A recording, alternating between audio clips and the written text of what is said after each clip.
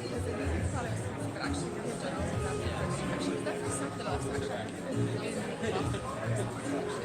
And then I went across for a few years. I was in France, Israel, and then California, and then it was LA.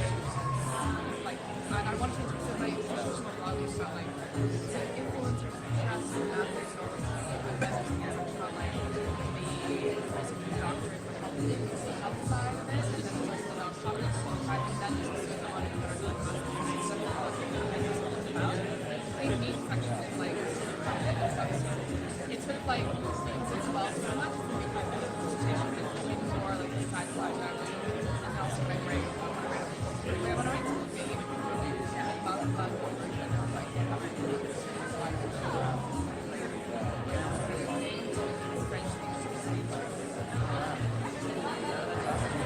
That's why like I really want to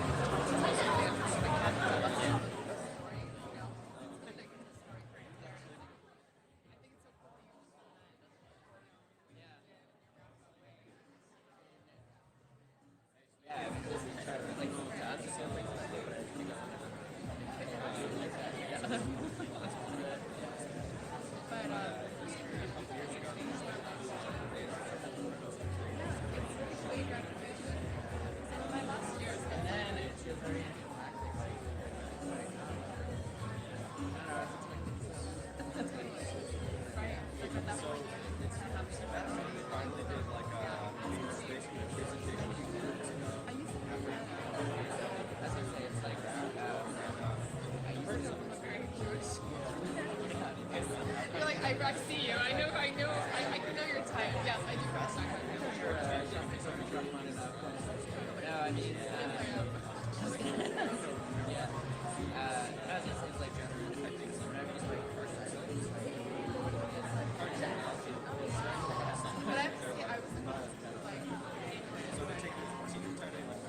so I had this very like, I give it up.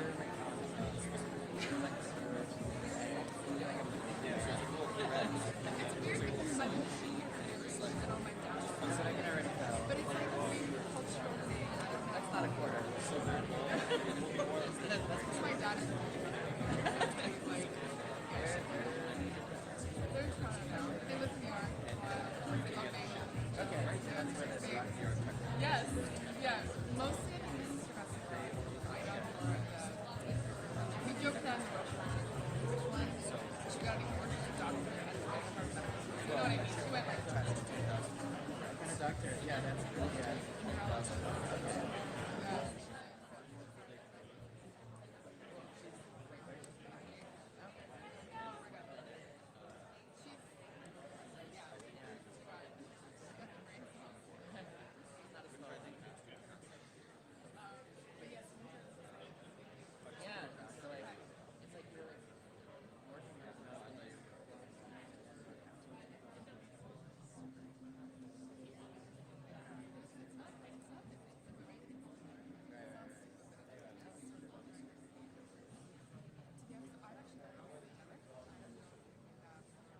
Hi everyone, and welcome to New Harvest 2019. Let's get a big round of applause for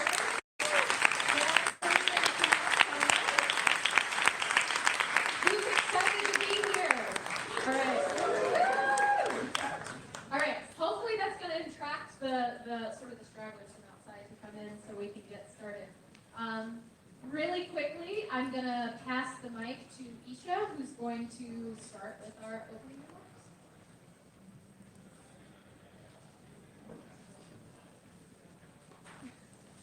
Thanks so much, Kristen. So welcome everybody to the 4th annual New Harvest Conference, the first and only conference dedicated entirely to cellular agriculture. I always like doing a show of hands just to find out who's in the audience. For all of you in the audience, how many of you are here for the very first time? Wow! Nice! So for how many of you in the audience is this your second New Harvest Conference? Cool. How about third New Harvest Conference? Nice.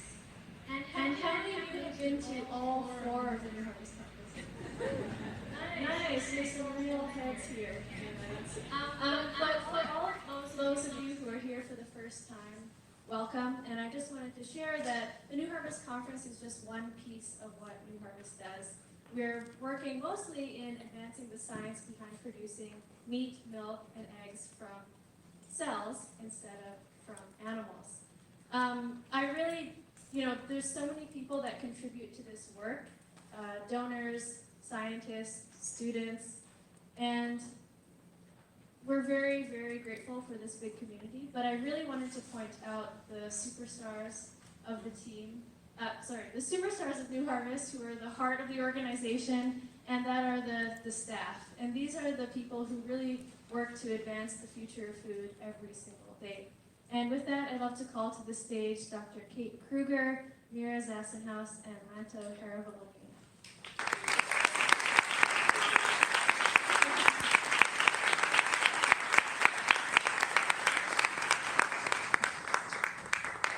We have Kate. Is Kate out there?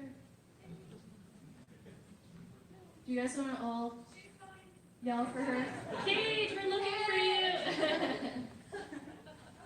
I forgot to mention, New Harvest has been doing this work for the past 15 years. So as of July 23rd, which is 4 days from now, we will have been advancing food for 15 whole years. So I'd love to give a round of applause to that.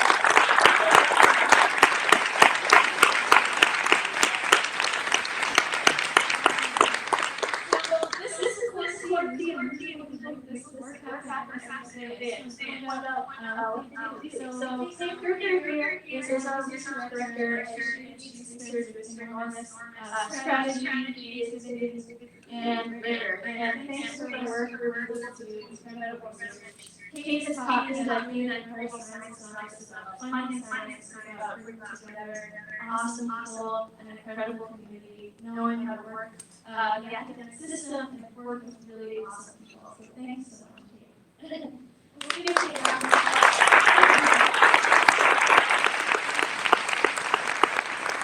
And speaking of incredible people, I wanted to point out Mira Zassenhaus, who is our Community Engagement Associate. Mira is the person who grows the New Harvest community bigger and wider every single day, and it's thanks to her work that we can bring together so many people and activate them to do incredible things like this conference today. So I'd love to give a big round of applause to Mira.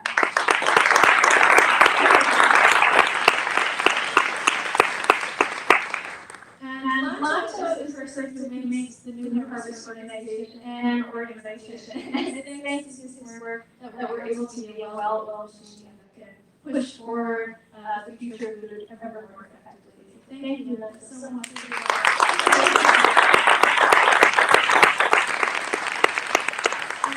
I, as Executive Director, have the enormous pleasure of getting to work with these folks every single day. It's a very inspiring day to day.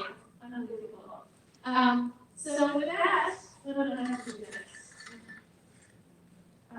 Oh yes, I want to shout out one very important person here who is Lawrence over in the corner. Lawrence is a representative of Avena Stiftung, which is a foundation that has recently supported New Harvest. And it's thanks to Avena that we've been able to adopt a real, not just growth mindset, but accelerated growth mindset. And we're really excited for the future that Avena has made possible thanks to their support for New Harvest. So thank you.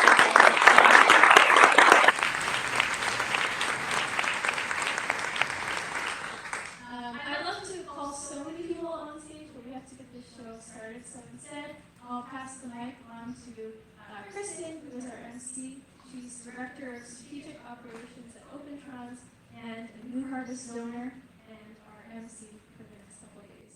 Thank you so much, Kristen.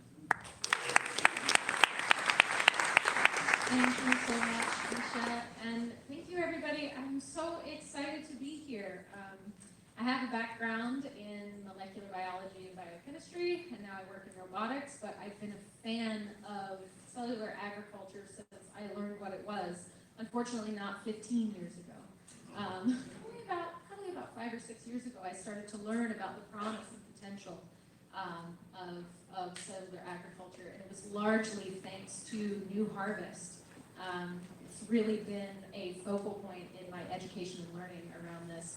We have an amazing lineup of people today to teach all of you about this. So you're going to learn about everything from bioprocess automation to the scaffolding and cellular components that make cell culture work. You're going to learn about the economic perspective. You're going to hear people talk about the consumer perspective. People are going to talk about aquaculture.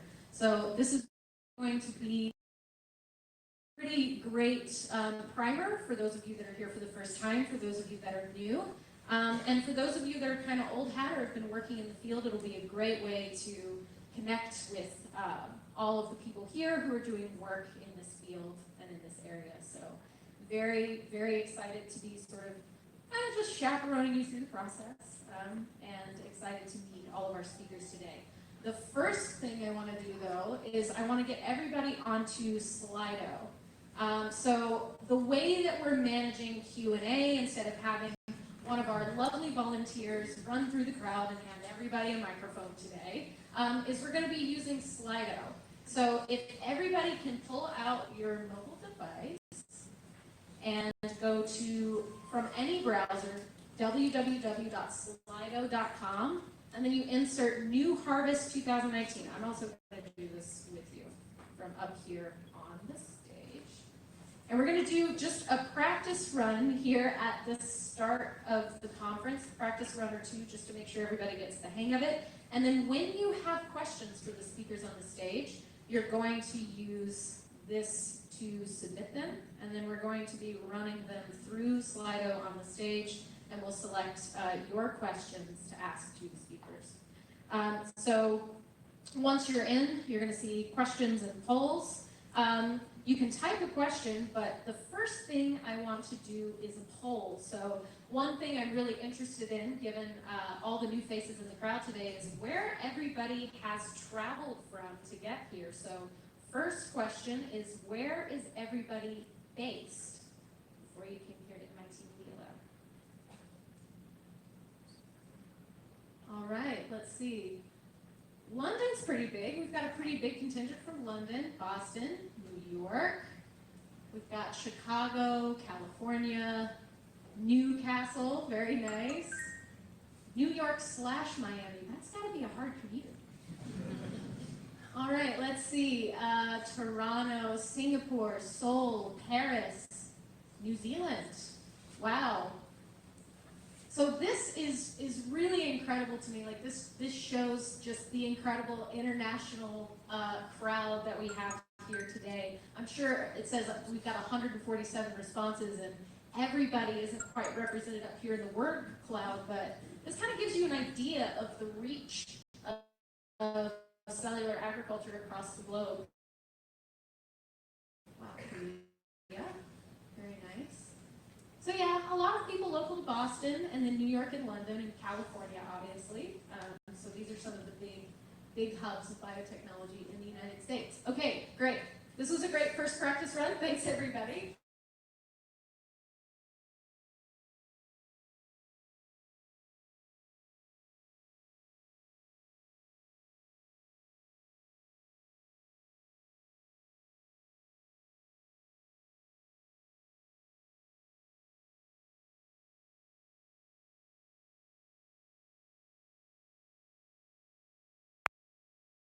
Conversation side. So let us know what you're most excited to learn about today.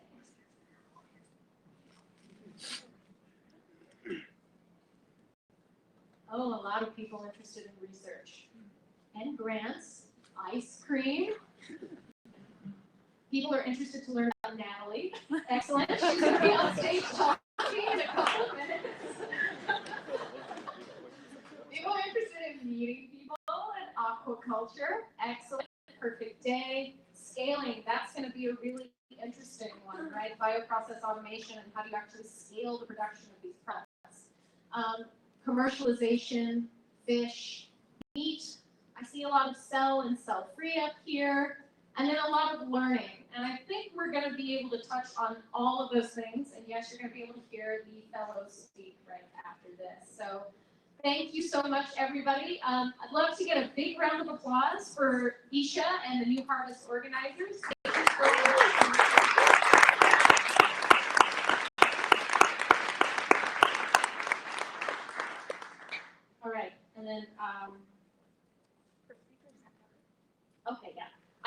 sorry, I just blanked on our first speaker, and I'm just going to make sure that I actually get the bio right here. I'm going to read it from the program for the first one.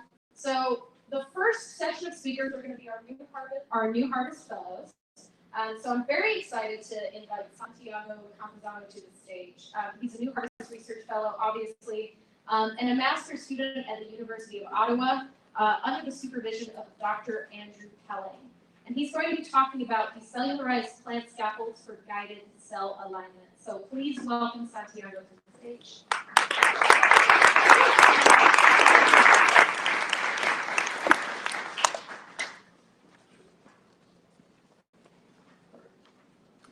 Now, let's be honest. If muscle was easy to replicate, we probably would not be here today. I mean, muscle is a super complex structure made up of a number of tissues. We have skeletal muscle tissue, we have nerve tissue, we have connective tissue, we have vascular tissue. Muscle also portrays some crucial structural characteristics, such as the alignment of skeletal muscle cells, or these aligned muscle fibers. Now, in order to better understand muscle cells, cells in general, we routinely culture them in these flat, smooth, stiff petri dishes. This then, by oversimplifying the environment, the cells appear randomly scattered, but flatter, and they fail to differentiate into this nice stratiated or banded muscle myotubules or muscle fibers. Now, for those of you who have never seen cells under the microscope, this is roughly what they look like. So they appear as this like elongated structures, they begin to move around, and they eventually find that head to tail conformation, and then they begin to fuse. Now, in order to address the issue of alignment, a number of groups have shown that we can use these pattern substrates. So these substrates that are made up of nano or micro grooves will cause the cells to elongate parallel to the grooves or along the grooves, as opposed to cells that are just placed on these smooth substrates, which appear uniform or round. Now, it has been shown that there's even a difference in gene expression between cells that are aligned and those that are not. Now, these substrates have been super useful in our understanding of alignment and the importance of alignment. But they do require specialized equipment, and they are labor intensive as well. And if we're thinking food, these things are, for the most part, made out of glass or plastic. A couple of years ago, the Cellular lab showed that we could use a piece of the cellularized apple as a three-dimensional scaffold for cell culture. So they actually shaped it into an ear, and that's what you see up there. That was then followed by a number of other groups. They also showed how we can use other types of plants in cell culture.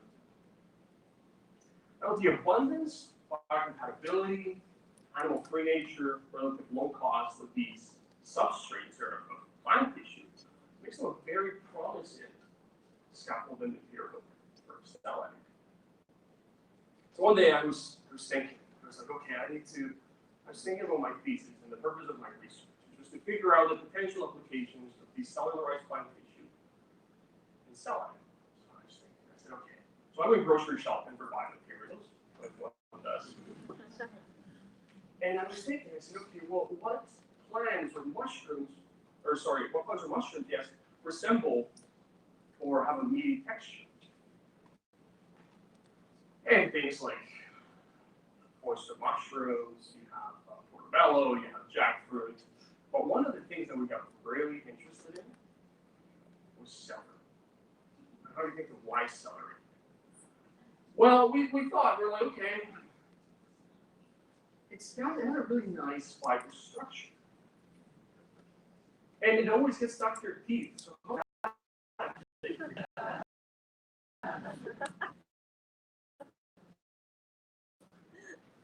So I started looking at it. I started looking at it in the microscope, and I realized that the vascularization of celery was actually made out of these like really small vessels, which you can see on the top right. So I asked myself, I said, okay, can we slice the celery stalk longitudinally, as you can see on the image, and go from these vessels to grooves?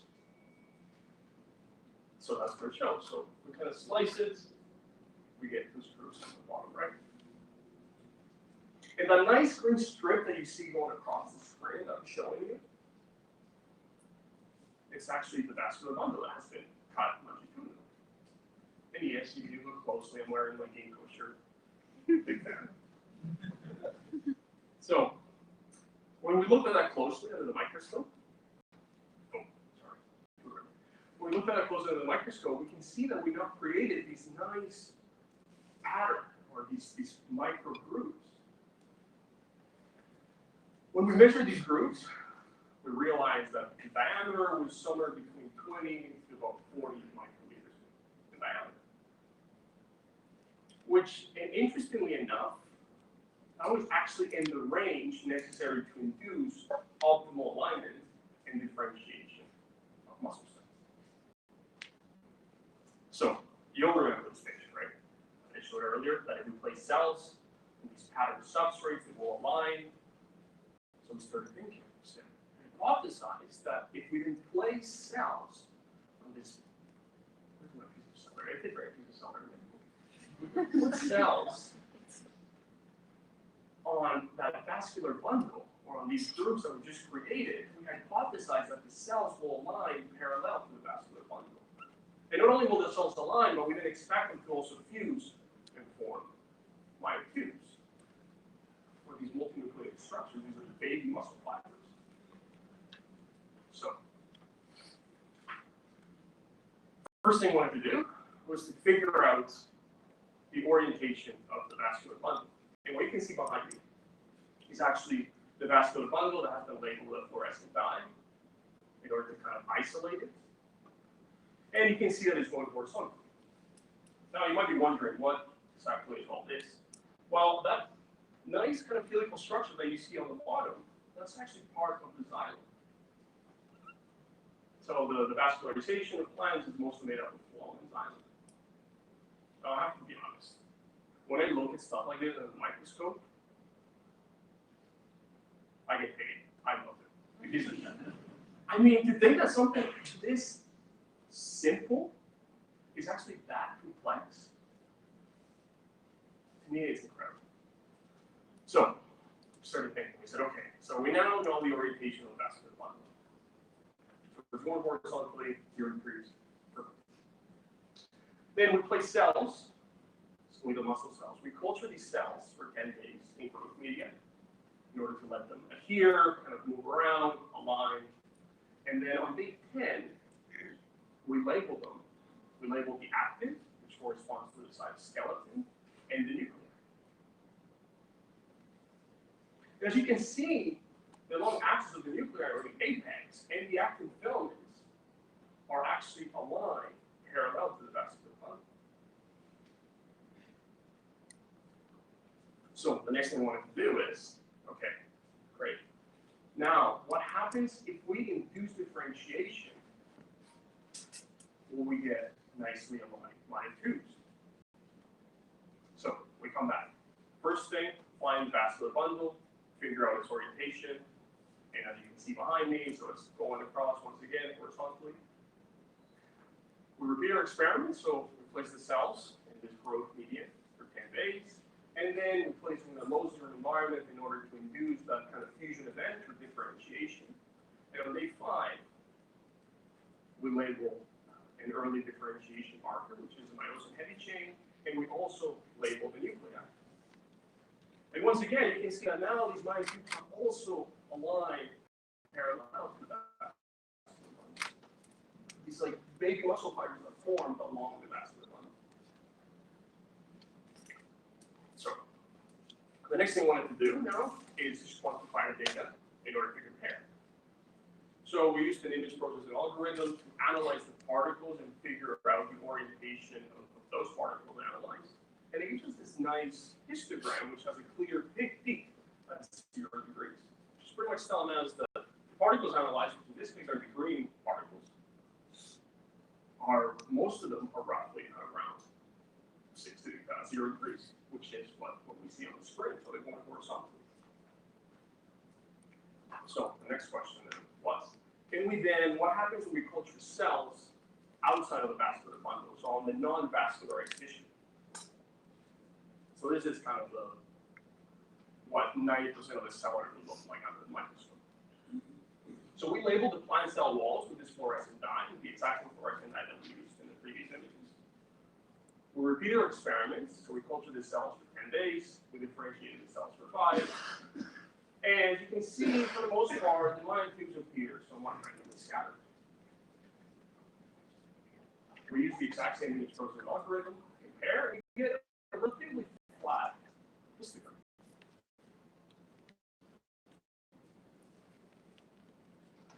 So I just pretty much showed you how we can use this simple piece of celery to recreate something as complex as cellular life.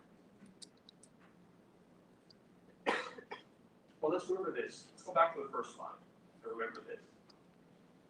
The only thing I discussed today was alignment. And alignment is only one crucial characteristic of muscle. There's still a number of cell types that we need to introduce. A piece of celery, believe it or not, it's actually a foreign matrix to cells. And there's still a number of biochemical and physical stimuli that we need to include in order to make it in vivo-like. So don't get me wrong, plants are pretty incredible. I mean, they already come vascularized, they're abundant, low cost, biocompatible, they're 3D, so that's a huge deal. But there's still a number of things we need to address. Let's remember one last thing, or I'm with my last slide. The scientific method relies on concrete incremental steps. And this is one of those steps. One of the steps. So before we actually turn my celery into scaffolding, there's also a number of things we need to address here before we get to that further. We need to overcome our dependence on FBS, antibiotics, and we need to figure out how we're going to scale this thing. But good thing Scott is up next. So I want you to walk away with these 2 things. 1, celery is awesome. And 2, if muscle was easy to replicate, we probably would not be here. Enjoy the conference.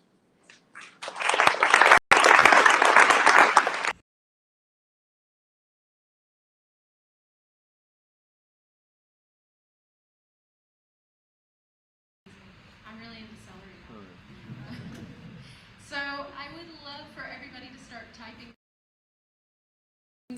folks' questions up on Slido on the stage. So another quick note about how this works, you can submit questions. You can also thumbs up questions, right? So if there's a question that somebody else has asked in Slido that you're really interested in knowing the answer to, just hit that thumbs up and we'll make sure to ask that one. Our first one is from Kevin. Kevin wants to know how much potential does celery decellularization have for relatively cheap and efficient scale up? So I guess the one thing, so we use soap or detergent, or plants in general. And so we use this thing called actually SDS, and we wrote a review recently, and we were asked if we can actually use SDS in food. And the funny part is you're actually allowed to use SDS in a number of foods. So how relatively cheap and efficient would scallop be, to be honest? I think there's still a lot of things we need to figure out first. So I don't know, to be honest. This one's interesting. How do you sterilize plant-based scaffolds for tissue culture? So the way we do it is we actually place them in ethanol, 70% ethanol. And then that pretty much gets the job done. We never have any issues. I mean, keep in mind that we culture cells in antibiotic-rich media as well. lab to sterilize them. We place them in a film. Okay, I think we have time for one more question, so I'm going to try to find a good one. They're wanting to know, let's see, I like the one that's asking if the scaffolds influence taste. Have you gotten to the point of actually tasting what you're making? No, I wouldn't do it. You're like, no, I wouldn't eat it yet.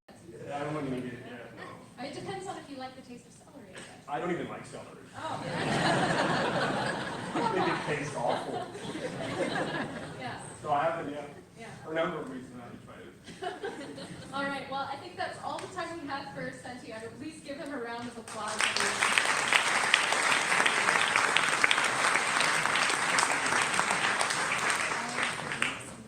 All right, so if you have more questions, there's going to be a break coming up after this session. So I'm just letting them know that they can come find you and harass you at the coffee break. Oh, and he has a poster, so go talk to him about his poster. All right. Next up, another New Harvest Research Fellow, Scott Allen. Scott joins us. He's a PhD student with the Center for Sustainable Chemical Technologies at the University of Bath, and he's going to be talking about bioprocess design for scaling up the manufacture.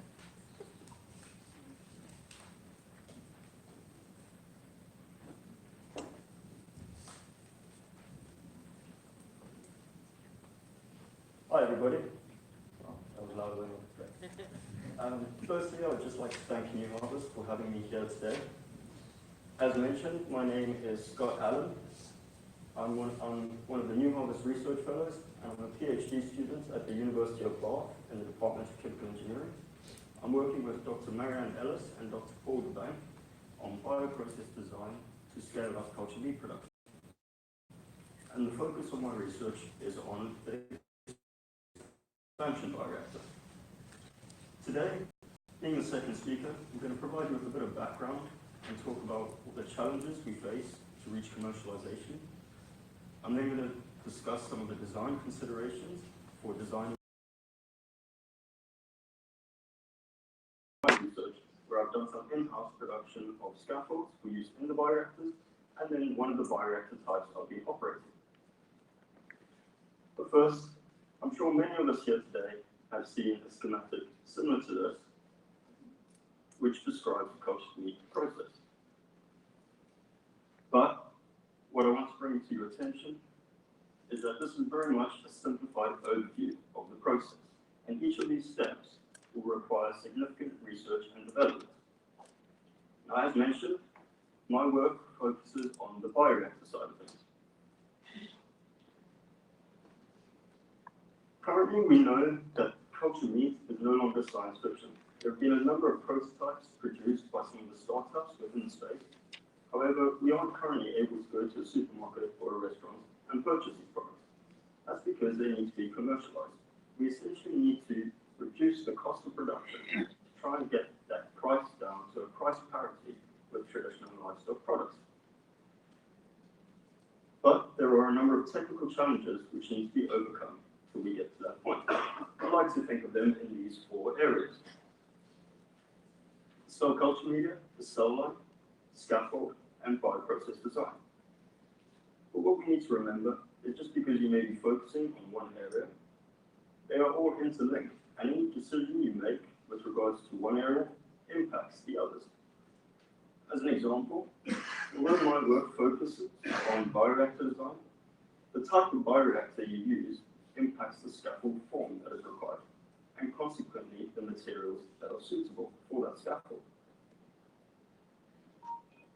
Let's take a step back. For those of you who might not be familiar with what I mean by a bioreactor, as an engineer, I quite like the analogy that was coined by somebody in my lab called Joy, where if you imagine cells are like pets. But we're not going to take ourselves for a walk. But what we are going to do is provide them with a safe environment. And this is the bioreactor. It's essentially a controlled environment where we can grow the cells. So we need to start thinking, well, how are we going to look after that? Well, we need to maintain the temperature at an isothermal condition of 37 degrees. Now, on the lab scale, that will typically be done using an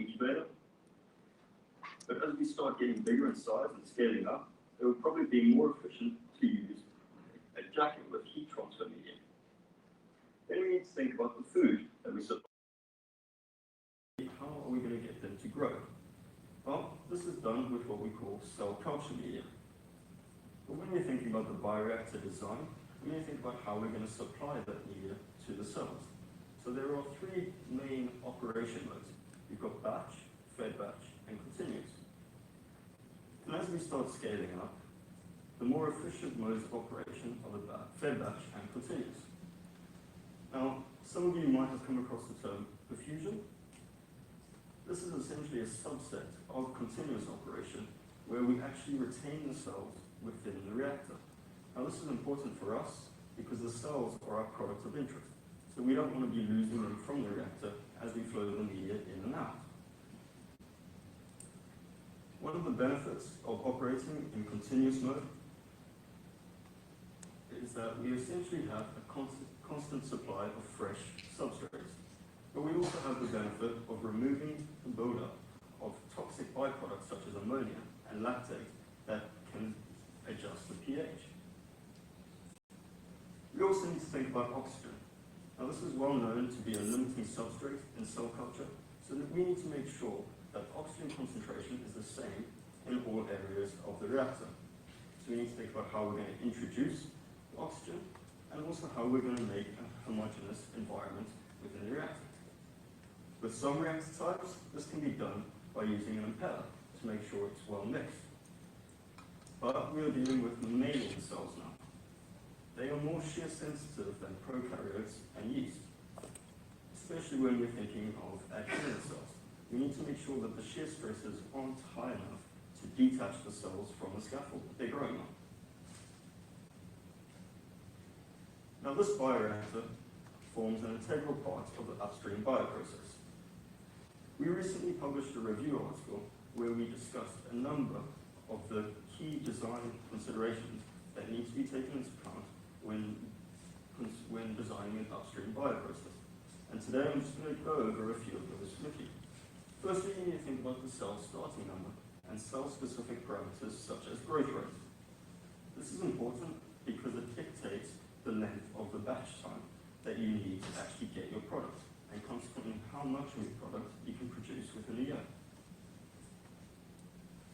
You need to think about inoculation efficiency, essentially how many of the cells that you put into the system actually take to the scaffold and the reactor. Then, for different cell types and species, the cell metabolism is likely to be different. This is going to have a knock-on effect on the overall media requirements.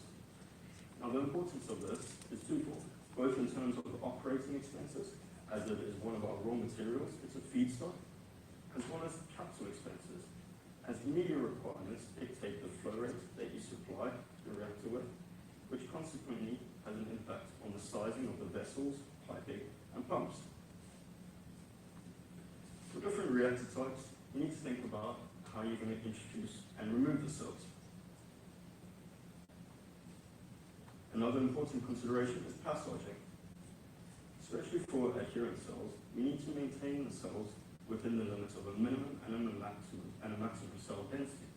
This is important, especially for the expansion phase where we're growing the cells, to make sure that they're growing within the exponential growth phase. Finally, cleaning and sterilization. In between each batch, we need to actually make sure that we clean the system so that we prevent contamination and meet regulations. Now, we can draw parallels here with some other industries, such as the therapeutic protein production industry and cell therapies. The way they are combating this to reduce downtime and improve the finance of their process is through the use of single-use bioreactors. But we probably need to conduct a cost of goods analysis for cultured meat to determine whether single-use bioreactors are suitable for a high-throughput, low-value commodity product compared to a low-throughput, high-value specialist product. Plus, we also need to consider the end of life of these single-use bioreactors. The majority of them are made up of a mixture of plastics.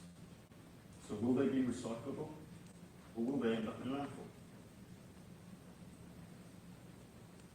focus more on the actual bioreactor, there are a range of different bioreactor types that we can use to move from the traditional lab-scale manual systems, such as tissue culture flasks, towards a more automated system. You have vessels that agitate to create a well-mixed, homogeneous environment, and you have reactors that are inherently diffusive, so they retain the cells without needing to be coupled with a cell retention device, such as a filter.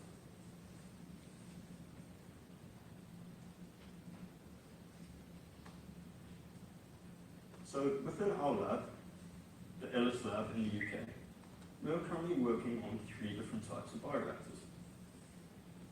This is to move from that manual lab-scale system towards an automated system. We are using stove tank bioreactors, fluidized bed bioreactors, and hollow fiber bioreactors. Now what I want to draw your attention to is the relative volume of these reactors. Now this is a result of the cell density you can achieve within the reactor.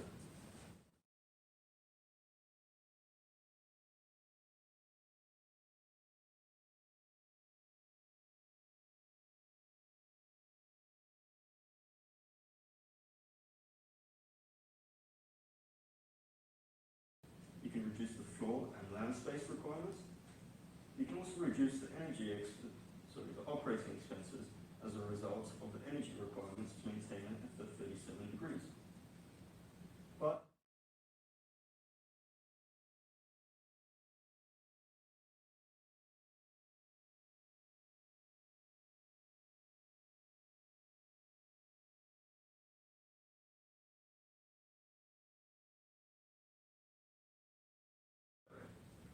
as part of my research, I've been producing these microcarriers. So I screened a range of edible biomaterials such as cellulose, chitosan, alginate, silk-fibrin, and zane, the main protein found in corn. And I found that silk-fibrin from silken cocoons could be turned into a solution, and then when made into a scaffold was comparable to our gold standard in lab-scale culture of tissue culture plastic. So, using a 3D printed microfluidic device, we're able to produce these microcarriers. So in this video here, I've dyed the actual microcarriers blue to make them easier to see. And under a microscope, they look like this. So importantly, you can see that they are nice and uniform and spherical. They have a small size distribution. And most importantly, the murine cell line that I'm currently using is able to attach to, remain viable and grow on these microcarriers. That's for the first 2 types of bioreactors. So what about the third one, the hollow fiber bioreactor? Well, that requires a different scaffold form. Rather than using the microcarriers, we now need to use hollow fibers. And I apologize, there was a video there, and you can see the image. Essentially, I produce it via a process known as phase inversion wet spinning. Again, this is in-house production to reduce the operating expenses. And again, the cells that I'm using are able to attach to and grow on these polystyrene hollow fibers. For those of you who might not be familiar with how a hollow fiber bioreactor works, in the bottom left-hand corner, that provides a schematic of the reactor. So if you imagine a horizontal vessel with loads of these fibers basically running along the length. If you imagine the fiber is a straw, now this straw is our actual scaffold, so the cells are attached to and growing on the outside of the straw. We then flow the media through the middle. Now because the straw or the fiber in question is porous, this media is able to permeate and diffuse through the walls of the fibers to the cells growing on the outside. Now this is important because it decouples the cells from the shear stress of the flowing liquid, allowing us to achieve the high cell densities required. And over here, I have a photo of one of my current bioreactor setups. So what I want to draw your attention to here is essentially the amount of instrumentation that's required. This is because we've moved from a manual lab-scale system towards an automated system. We need to know how the cells are doing within the reactor. And if I had a pointer, I'd be able to show you in the middle there, where it says HFB. That is the actual reactor. Now it might look small, And to be frank, it's because it is. But if you recall from one of my earlier slides, that is able to produce the same number of cells as a stirred tank bioreactor that is 200 times bigger. So there is great potential in this technology. So finally, I would just like to leave you with some concluding remarks on my research today. So to actually bring down the cost of production and make a financially viable process, we need to start considering the bioprocess design aspect of things. I've shown that we can use microfluidic devices to produce controlled microcarriers, and this technology can be translated to a range of different scaffold materials. The polystyrene membranes that I'm using to make the hollow fibers for my hollow fiber bioreactors are comparable to, again, the gold standard of lab-scale tissue culture, the tissue culture plastic. And I've so far provided some proof of concept work where the hollow fiber bioreactors are used for the expansion of my muscle cells. And importantly, the fiber is used as both a source of media supply as well as a scaffold. And finally, I would just like to thank everybody who has made my research today possible and supported me on the way. And thank you again to New Harvest for having me here today.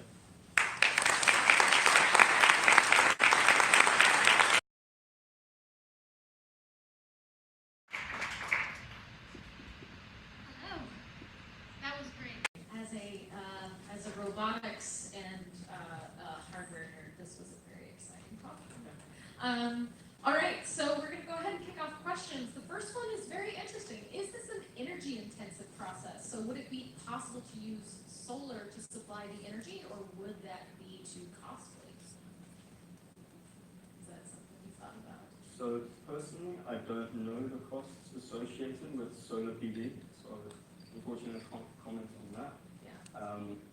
Currently, we are using these benchtop scale reactors, and although I mentioned that we want to be using like a jacket to actually control the actual temperature within the reactor, currently I'm operating within an incubator, so that's obviously not the most efficient use of energy, but this is still preliminary research. Once we move towards that jacketed system, it would be more energy efficient than, say, a larger reactor such as a stirred tank, where you have a much greater vessel volume that needs to be maintained at the same temperature. Excellent. One of the questions I'm seeing up here, which I'm also interested in, is if there are any open source bioreactor technologies available today, so microfluidic or otherwise. Do you know of any open source technologies on the market that people could start tinkering around with? I guess my answer to that depends on what you mean by the technologies side of things.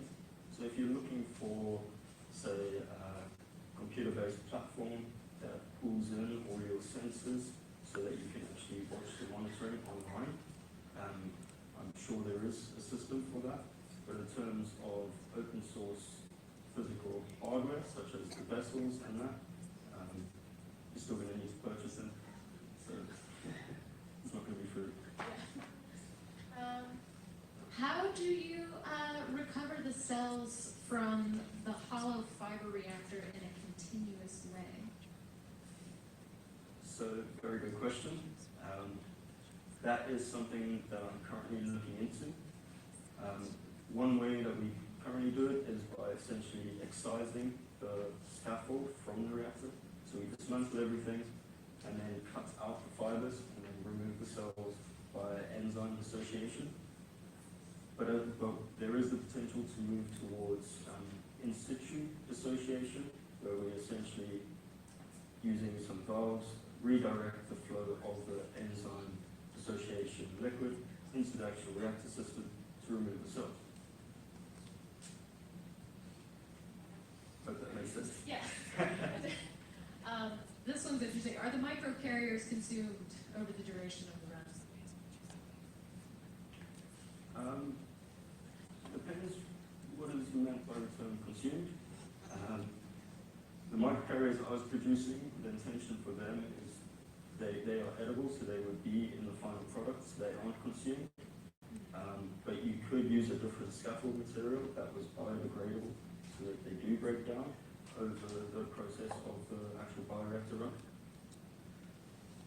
And then I'm gonna stop torturing you in a second. Just one more. How do you adjust the scaffold to make 3D structured meat products? So how do you adjust this for 3D structures? So those microcarriers that I mentioned, you can get microcarriers that are porous, that allows the cells to not only grow on the outside, but also infiltrate into the actual scaffold.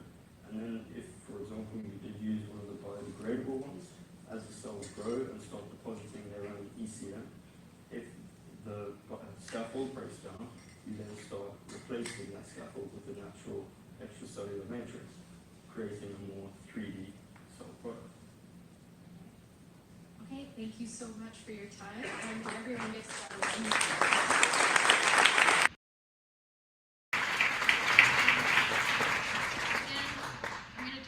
Everybody that gets up here for the rest of the questions that we weren't able to get to, you can definitely find him at the coffee break, and I'm sure everybody will be happy to continue the conversation and answer more questions later. Thanks. All right, so for the person in the crowd who said they were interested specifically in Natalie, she is coming up on stage next. So next is our research fellow, Natalie Rubio. She's a third-year PhD student at Tufts University in the Department of Biomedical Engineering in David Kaplan's research group, and she is a recipient of the New Harvest Cultured Tissue Fellowship. And she's going to be talking to us about entomoculture. I literally just learned that word today, and that's talking about insect cells for human food. So please give Natalie a round of applause.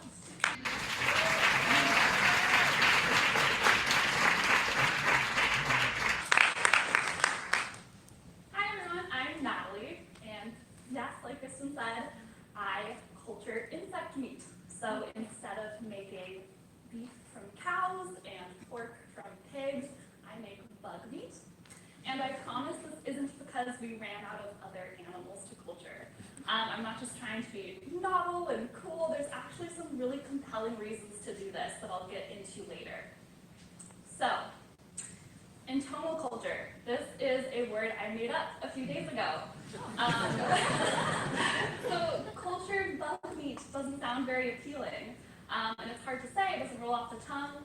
Entomoculture comes from the Greek word for insect, which is entomon. Entomophagy is what we call the practice of eating edible insects. And then culture, of course, is what we do, how we make them, kind of combined entomophagy with agriculture. So, this concept is obviously the combination of two different future food trends. The first being cultured meat, and the second being edible insects. So first I'm going to try to convince you that eating insects is really cool. So entomophagy is practiced all around the world, just not really in America or countries with more westernized diets. But it really makes a lot of sense. Insects are accessible, they're really easy to raise in different communities around the world because you can just grow them in the backyard, pick them off the plants that are already growing in your garden. They're really rich in different nutrients, specifically protein, fiber, healthy fats, and they taste pretty good. The question I get from everyone all the time is, what do insects taste like? And yes, I have eaten insects, slightly against my will, but it happened. I've eaten mealworms, crickets, lemon ants, and I once took a very tiny bite out of a scorpion. So the non-exciting answer to what they taste like is that it just depends. Insects tend to soak up the flavors in their environment, so it depends on how old they are, where they were raised, and mainly what you fed them. The fun answer is that crickets taste like nutty shrimp, and bee larvae taste like bacon mixed with chanterelle mushrooms. Scorpions apparently taste like fishy beef jerky. Maybe not so appealing on that one. Tarantula legs taste like chicken wings. My my advisor, David Kaplan, he's eaten silkworms pretty frequently, and he tells me that these taste like fried eggs. And my favorite description up on the right-hand side is a giant water beetle. And these apparently taste like melon that's been marinated in a banana rose brine with the consistency of red snapper. So it's kind of fun. So if eating insects is so cool and nutritious and sustainable, why are we going through the pain of culturing their cells? Well, as we all know, there's a lot of benefits to culturing cells, and these can also be applicable to edible insects. So insect farming right now is pretty humane, at least on a small scale. You kind of raise the insects in small containers or whatever that they can kind of have a lot of space. They're happy, and then when they're killed for food, you freeze them and they basically go to sleep. But as we know, as we scale up any sort of animal agriculture, it ends up not being so great for the animal. So culturing insect cells could be a humane way to get insect tissue. And another reason is that it could perhaps be safer. Insects sometimes produce toxins through different tissues. People who are allergic to shellfish are also typically allergic to insects because of the exoskeleton, so we could make a safer food product. But the most compelling reason to do this is because edible insects is a great source of nutrition, but it's not really replacing the experience of eating meat. If you're craving a burger or a steak, you don't think about eating cricket flour, right? And this is because insects are tiny, they're kind of crunchy, they have a lot of extra little bits like wings and eyes and legs that, I'm not too keen to put in my mouth. So by using cultured meat technology, we can target specific tissues, so we can just grow muscle and just grow fat and end up getting something that looks more like a steak. It's just bug-derived instead of cow-derived. So how do we do this? Just like we grow beef, taking muscle cells from cows and fat cells from cows and growing those up, we can just take cells from insects instead. So insects don't have skeletons, so they don't really have skeletal muscle, but they do have muscles in their bodies that help them crawl and actuate their wings, and these muscles are pretty similar to vertebrate muscle in that they're aligned, they're striated, multinucleated. They're just a lot smaller in many cases, and we can already do this. In the past, people have cultured caterpillar, cricket, and fruit fly mussels for different applications, just interest in muscle development or soft robotics. Some groups, my co-advisor has a soft robotics group, and they're trying to grow insect muscle in vitro for the purpose of making little bioboxes, since the muscle can contract in vitro.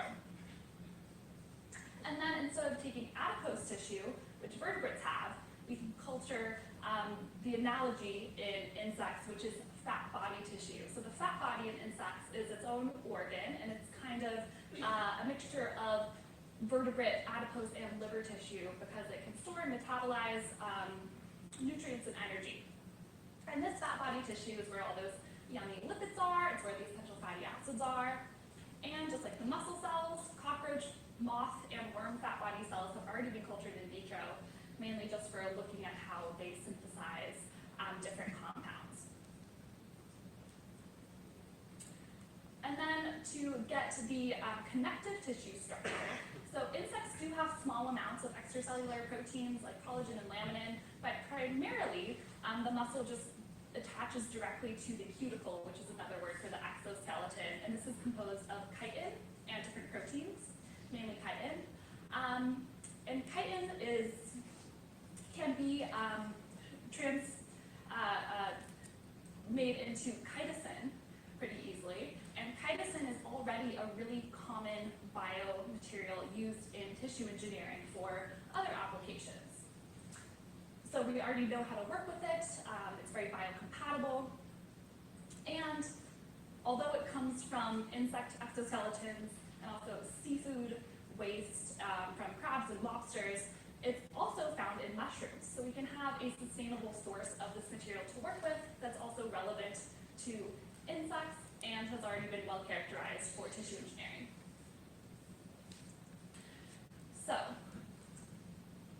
insects, or cultured insects, have some benefits over edible insects, but entomoculture also has some benefits over culturing mammalian muscle. As most of us know, the main challenge with cultured meat is that it's hard to scale and it's really costly right now. And that's because mammalian cells are costly to grow.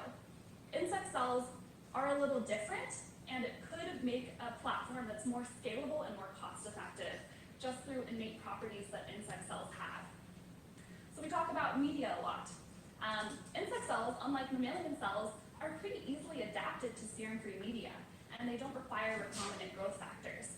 You can make an in-house formulation just with some simple basal media, a protein hydrolysate, and some lipids, and most insect cell lines are happy to grow in that. They have different metabolism pathways, so they don't produce as many toxic byproducts, which could inhibit their growth. And another cool thing is that they're very tolerant to fluctuations in their external environment. So you can literally culture them at room temperature and they will grow. You don't need an incubator. It's best if they're kind of in a stable temperature, but they can do without. They can also transition between suspension and adherent culture. So you could grow them up in the proliferation phase in suspension and then seed them down as adherent when you're ready to differentiate them. Not only do they need more, or can survive on more simple media formulations than mammalian cells, but they can also survive longer on less media. We cultured mouse muscle cells, C2C12s, in parallel with some fruit fly muscle cells over 30 days. And usually what we do is we feed our cells every other day. In this experiment, we decided to starve them for a month to see what happened. And as you can expect, like mammalian cells, they really need food constantly. So they grew for a little bit, and then at the end of 25 days, they were all dead, detached from the cell culture plastic.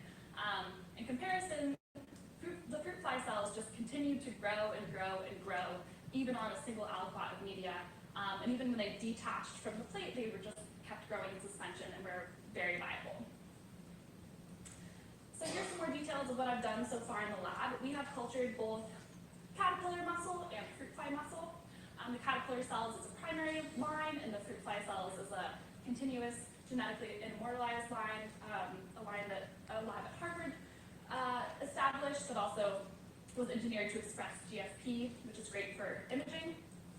And so we can culture these cells in vitro and then supply them with this hormone that naturally occurs in insects when they go through metamorphosis, which induces the cells to differentiate. We've also adapted our cells to serum-free media. If you just slowly transition them from your initial culture, supplemented with 10% FBS, to this off-the-shelf serum-free media called XCell 405. It takes them about 2 weeks to adapt, and then another month in culture in 100% serum-free, and then they exhibit similar growth rates to serum-supplemented culture. We've also been able to adapt them from adherent culture to shaker flask suspension culture. Again, it takes a couple weeks, but eventually they'll be happy growing in suspension, and you can supplement the cultures with dextran sulfate, cellular aggregation, and promote a single-cell suspension culture. We did some preliminary work on just looking at their baseline nutrition properties in comparison with C2C12s. So we looked at protein, iron, and zinc. And insect cells, just like insects, are more dense in protein and minerals compared to the mammalian cell line we looked at. We also wanted to see if we could, just through a simple method boost the nutritional content of our cells. So we fed them in iron fortified media, and we were able to double their iron content. We also wanted to transition the culture from 2D into something a little more interesting. So that mushroom chitosan I talked about, we've made porous sponges with aligned microtubular pores, which is that SEM cube. And this was our scaffold that we used for 3D culture. So we seeded our fruit fly muscle cells within these scaffolds, and they did a whole lot better than I thought. They were completely happy proliferating on this scaffold. They took up almost every area that we gave them to grow on, forming nice confluent layers. In some instances, we saw that they were aligned in the direction of the pores. And this is a great material because they're really happy on it, and you can also change the concentration of chitosan to get different mechanical properties to influence the texture of the end product.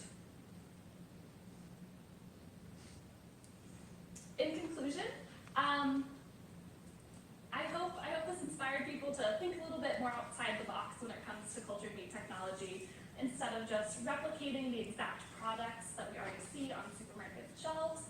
We could think outside the box a little bit, and using this technology, what else can we create that's new and perhaps better than what we already have?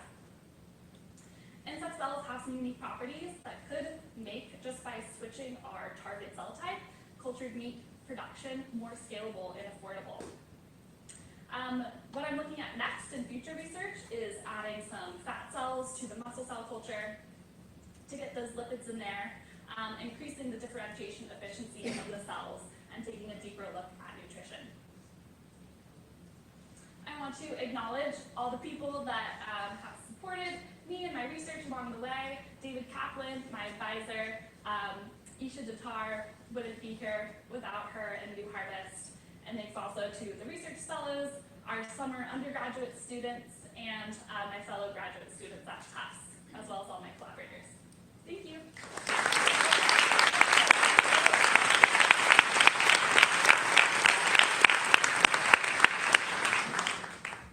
I'm ready to eat some tarantula legs. Very exciting, and very exciting term, that entomoculture. I didn't realize. I was like, oh man, why have I never heard of that? It's because you came out of it. So there's a lot of questions in here about this, but one of the themes is, people are asking, does it make sense from a financial and energy perspective, or if insects are usually consumed whole, then how do we compete with farming whole insects and convincing people to just eat insects versus culturing them to resemble products that we're more familiar with? Like, why is culturing preferable to eating insects? Yeah. I guess I'd say because, like I mentioned earlier, it doesn't give the same experience as eating meat. I'm not trying to create an alternative for eating insects. We're still on the same goals of making meat to combat all those environmental animal welfare challenges that we have with livestock meat. This work was inspired through how can we get those products in a different way. So this isn't an alternative to edible insects, because the products will look more like steak or chicken, because that's what people want. We're not trying to convince people to eat insects and then say that culturing them is a better method. I think we need to pursue a bunch of alternatives. So this is an interesting question. Why is it insect cells don't need FBS? And I guess my follow-up question is, what are the nutrients that they do need? Yeah. So it's kind of interesting that you can grow insect cells in FBS at all, since, why do insects eat cow blood? They don't interact with cows ever. But they do grow in FBS, which is cool. But yes, they don't need it, and we don't really know why. Just like we don't really know why FBS works, what things in there are working. It's a really challenging problem that people haven't really been incentivized to look into before. It kind of just it works. They can do it. We don't really need to know why. Kind of until this point. Now it would be great to know exactly what they need to make it more efficient. So they just survive on basal media. One of the popular ones is Schneider's or L15 or Grace's insect media, which is just vitamins, minerals, amino acids. And then they always need a protein hydrolysate, which can either be animal-based, but they also survive well on soy-based hydrolysates. And then they need some lipids. They can't synthesize their own cholesterol, so we supplement them with cholesterol. And kind of the difference between insect cells and mammalian cell basal media is they need a much higher supply of amino acids than mammalian cells need.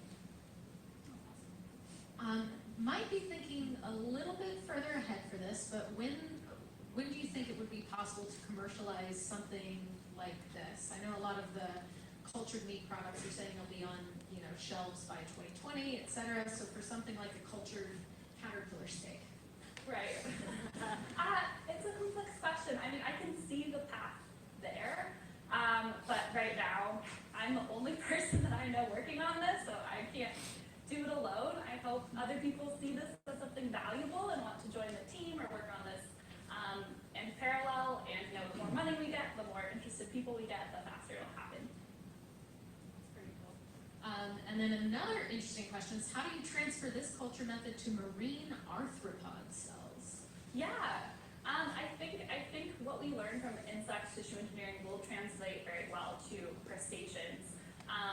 Just because looking in the past, people have had success, limited success growing crustacean cells, but when they have had success, it's largely inspired by what has happened in insect cell culture. So more so than mammalian techniques being translated to crustacean culture, it seems like things that work better for insects also work well for crustacean cells. But there are very few crustacean projects in the works, at least in the past. It doesn't seem like anyone's been able to establish a cell line from crustaceans at all. So there's something that's missing even between insect and crustacean that people haven't figured out yet. All right, Natalie, thank you so much.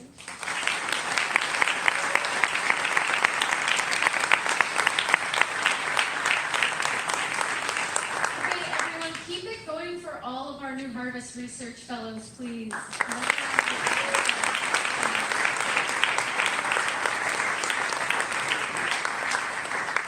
On the research end, we've learned that it's very complicated, but very exciting. And I think a lot of this shows a lot of promise. Okay, I'm not going to stand up here and keep you from your coffee. We have a 15, I believe it's a 15, or is it 45 minute? I think it's a 45-minute coffee break right now. You'll also be able to talk to people at the exhibition outside. So go grab some coffee and yeah, have fun.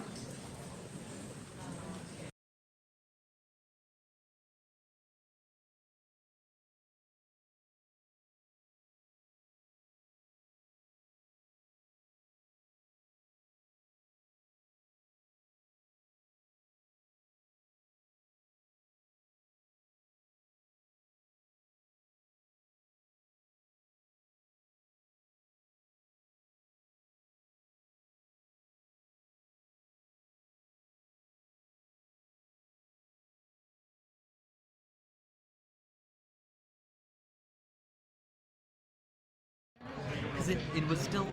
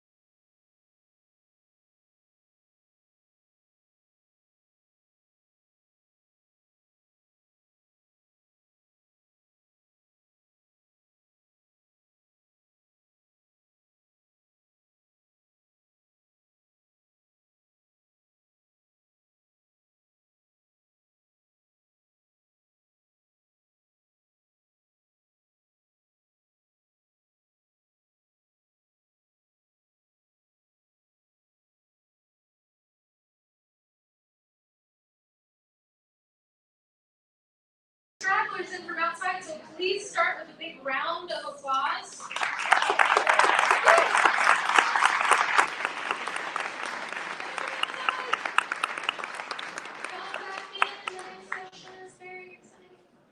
Okay, just to get everybody engaged and to give the stragglers a little bit of time to get in here, we're going to start with, on a scale of 1 to 10, given our last speaker, how excited are you to try bug meat? So 10 being the most excited and 1 being like, I will never, how dare you ask me. And just to get everybody engaged and back in the Slido. And then as this is going on, I'm going to go ahead and start talking about our next session and our next speakers. So first up is Dr. Geraldine Paulus, who is working she's an associate at the Engine, which is an independent venture fund in Cambridge, launched by MIT in 2016, where she invests in and mentors early-stage tough tech companies in the Boston area. So it's kind of difficult to obtain funding at the intersection of medicine and agriculture, and so that is what Dr. Paulus is going to introduce to us. And it looks like most people are pretty excited to try bug meat, so that's pretty good. All right, so we're going to invite Dr. Paulus to the stage next. Please give her a warm welcome with a round of applause.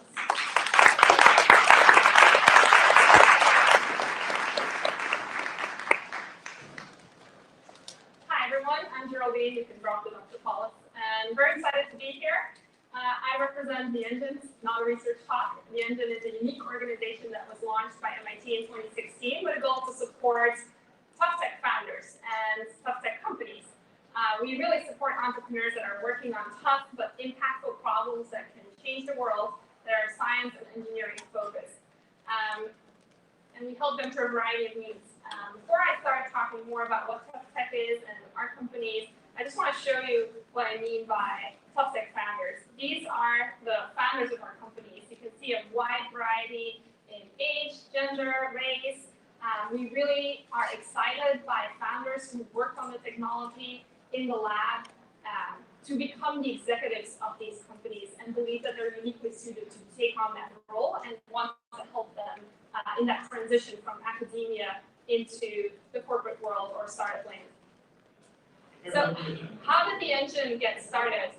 Raphael Reich, the president of MIT, in 2015 wrote an op-ed in the Washington Post where he said that today our highly optimized venture capital-driven innovation system is not structured to support complex but slower growing concepts that could totally end up being hugely significant, the kind that might lead to disruptive solutions to existential challenges in sustainable energy, water, food, and health.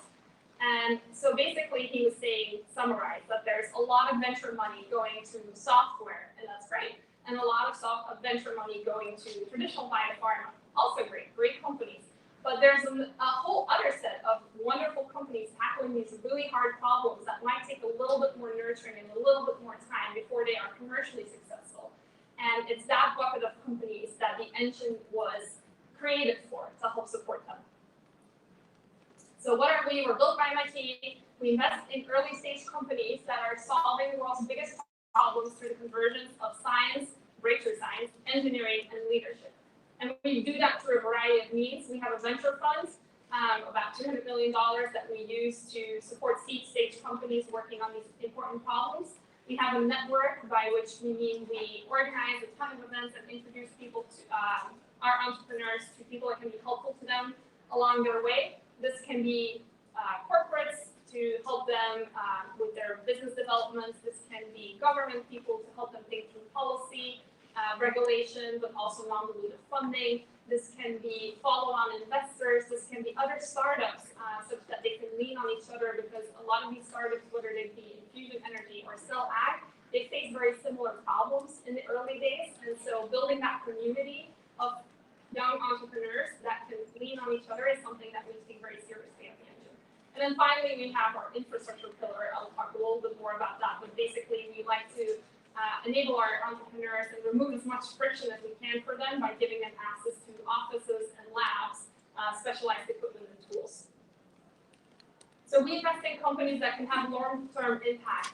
CellAg is definitely an example of tough tech, but it's not the only one. So roughly, I'd say our investments have fallen into 3 buckets: climate change, human health, and system capabilities, or what we also call frontier tech. So in climate challenges, that is renewable energy, energy storage, energy efficiency, more efficient semiconductors, but also ways to make steel in a carbon neutral way, or ways to do agriculture in a more sustainable way.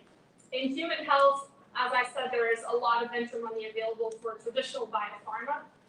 So we would not go after that, not because we don't hugely appreciate those companies, just because they are well supported as is. But companies that are more on the engineering side but with an impact on health, devices, some diagnostics. As an example, we have a company out of Kaplan's lab, and Natalie was just talking to us, that is using silk as a material that can sustainably release drugs into the skin, yielding like an increased immune response. And additionally, it really protects whatever you put inside, the medicine or the food, etc., and allows it to be transported at room temperature, and you can break a cold chain. So actually 2 of our companies are based on that silk work, one in the food space and one in the medicine space. And then we have system capabilities, which is sort of this frontier tech bucket of automated vehicles, quantum computing, optics, photonics, sensors, etc. And we don't have our CellAg company yet, but we're very open to it. So please come talk to us. So what is tough tech? Tough tech is really transformative technology that takes a long view, that is working on solving really important problems by using breakthrough science, engineering, and leadership. And that allows us to invest in a variety of different sectors, all the way from advanced manufacturing, advanced materials, biotech, energy, food and ag, quantum, semiconductors, energy, space, you name it. And we're really about growing the network network of tough tech companies. So we started, this is a bit of our history, we started in 2017. 2016 it was announced, but our CEO was hired in 2017. We started with about 7 portfolio companies at about 37 employees, and now we have 18, soon to be 19 portfolio companies with over 200 employees, and they've raised a total of $225 million, give or take. So you can see that just in a few years, the ecosystem is really thriving and our companies are growing and doing great. So what is required for an investment from the engine? We really look at 3 things, and one of the most important things is really the team. We are really passionate about entrepreneurs that have a vision for the future, are very mission driven, and that really intimately know the technology, because at the time that we invest, there's often a lot of science that has been de-risked, but there's still a lot of technological challenges, and we are okay with that. Our fund has up to an 18-year window, which is pretty remarkable in the venture community, where it's usually 5 to 7 in the tech world or 10 in biotech.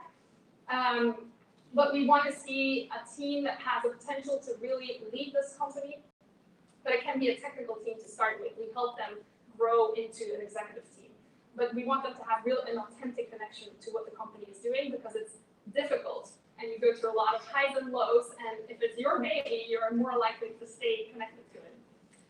Secondly, we really care about the outcome at scale. We want to invest in companies that will have a positive impact on the world, but that can simultaneously be big businesses and successful businesses. So we are a venture company. We are not nonprofit or impact investors. We believe that companies that work on impactful problems for the world, be it climate change or sustainability or health, human health, they can also be big financial successes.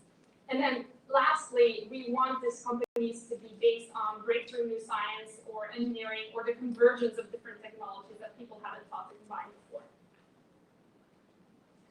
So what does a fund do? We have about a $205 million fund, and we invest in these types of companies: seed stage, early stage, also Series A. We reserve follow-on capital, but that's our sweet spot. We like to lead, but don't always do. And we really want to help the founders navigate this commercial world by providing them with entrepreneurial knowledge and expertise expertise, mentorship, and guidance. So our founders often come straight out of academia, and so we help them on that track to becoming a great CEO or a great CTO. We have monthly master classes. We have bi-yearly offsites. We send our CEOs out to dinner every month just because they learn to learn from each other, rely on each other, help each other out, learn from each other's challenges, how to build a technical team, how to pivot your strategy, how to build your scientific advisory board, how to raise your next round, how to talk to investors versus a corporate versus someone in the government, etc. Then we have the infrastructure component. So we have 30,000 square feet in the middle of Cambridge in Central Square. That's a mix of office space and lab space. We offer basics of chem labs, bio labs, and maker space, 3D printers, etc. Because a lot of our companies actually operate at the convergence of different technologies, and they need different labs. Obviously, we can't buy every piece of equipment, but we feel it's important after a company gets started that they have an option to get started and have space to do the work. It's not required that you come sit at the engine. It's just available should the company choose to.